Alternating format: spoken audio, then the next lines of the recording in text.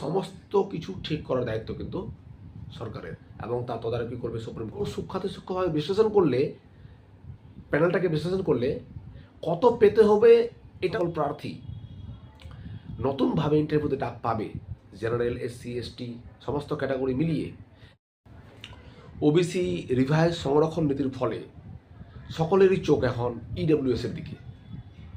যেহেতু police recruitment board যে police কনস্টেবলের যে পরীক্ষাটা হয়েছিল 2024-এর অ্যাডভার্টাইজমেন্টের এগেনস্টে, তার ক্ষেত্রে যদি যারা এক্সক্লুডেড জাতি ওবিসি এ বা বি, তাদেরকে যদি সুযোগ দেওয়া হয়ে থাকে ইডব্লিউএস সার্টিফিকেট তৈরি করার জন্য, এবং সমস্ত ক্রাইটেরিয়া মিলিয়ে যদি ইডব্লিউএস সার্টিফিকেট প্রদান করা হয়, তাহলে এই ক্ষেত্রে এসএলএসটির ক্ষেত্রে কেন হবে না, বা 5 দিনের জন্যই বা কেন?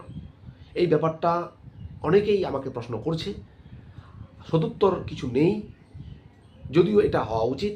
কেননা অনেক যোগ্য প্রার্থী যারা তৎকালীন ওবিসি এ বিতে ছিল, কিন্তু সেই সময় ইডব্লিউএস করতে পারেনি, যদিও ইডব্লিউএস করার সমস্ত নিয়ম তাদের মধ্যে ছিল, ক্রাইটেরিয়াগুলো তাদের হাতে ছিল, তবু করতে পারেনি, তাদের এখন কি সেই সুযোগটা দেওয়া যায়?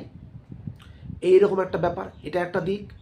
আরেকটা দিক হচ্ছে যে আলটিমেটলি এই যে পুরো প্রক্রিয়াটা, এই যে সুপ্রিম কোর্টের ভার্ডিক্টকে লাইটলি নিয়ে এই যে এমনভাবে চলছে, সেটার ক্ষেত্রে কি আবার এক্সটেনশন নিয়ে পরবর্তীকালে কি হবে, এবং যতদিনের এক্সটেনশন চাওয়া হচ্ছে এতদিনের মধ্যে আবার নতুন করে কি সমস্ত কিছু প্রক্রিয়া শুরু হবে, নাকি শুধুমাত্র যে সকল প্রার্থী নতুনভাবে ইন্টারভিউতে ডাক পাবে, জেনারেল, এসসি, এসটি সমস্ত ক্যাটাগরি মিলিয়ে, এবং রিভাইজড ওবিসি ক্যাটাগরিতে নতুনভাবে ডাক পাবে, তাদেরই শুধুমাত্র ইন্টারভিউ ভেরিফিকেশন, বাকি সব হবে?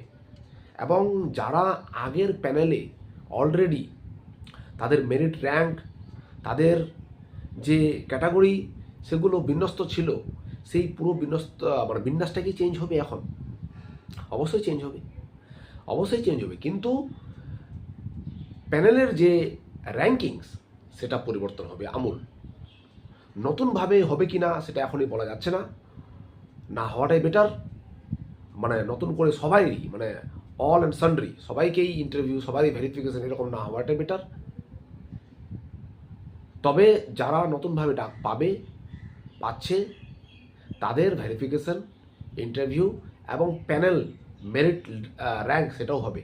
এখানে একটা তর্ক চলে আসছে যে অলরেডি মেরিট র্যাঙ্ক সবাই জেনে গেছে, ইন্টারভিউতে মার্কস সবাই জেনে গেছে, এরপরে যারা নতুনভাবে আসবে তারা কি তারা কি ভয় ডরহীনভাবে ইন্টারভিউ ফেস করতে পারবে? কেননা অলরেডি ইন্টারভিউ মার্কস কে কত পেয়েছে সবটাই সামনে চলে এসেছে, কোথায় কি পেয়েছে, কিভাবে, এবং আরও সূক্ষ্মভাবে বিশ্লেষণ করলে, প্যানেলটাকে বিশ্লেষণ করলে কত পেতে হবে এটাও মোটামুটি জানা হয়ে যাবে। একজন ক্যান্ডিডেট জানতে পারবে, যদি আরও রিসার্চ করে প্যানেলটাকে, সমস্ত ক্যান্ডিডেটদের মার্কস ফ্র্যাকশনটাকে যদি রিসার্চ করে, তাহলে এটাও জেনে যেতে পারবে যে তাকে কত পেতে হলে তাকে সে মোটামুটি সেফ একটা র্যাঙ্কে থাকতে পারবে।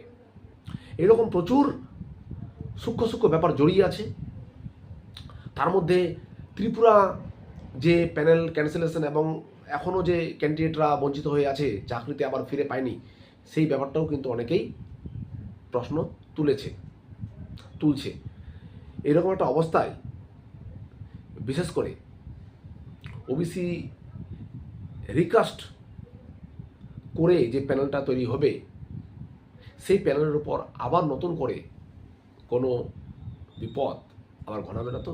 সেই সমস্ত কিছু ঠিক করার দায়িত্ব কিন্তু সরকারের, এবং তা তদারকি করবে সুপ্রিম কোর্ট। এবার এটাই দেখার যে সুপ্রিম কোর্ট কতদিনের জন্য ডেট এক্সটেন্ড করে, এবং সেই এক্সটেনশনের পরিপ্রেক্ষিতে সরকার কিভাবে সঠিক ওয়েতে সমস্যাগুলো অ্যাড্রেস করে এবং প্রপারলি প্যানেল প্রকাশ করে। ধন্যবাদ।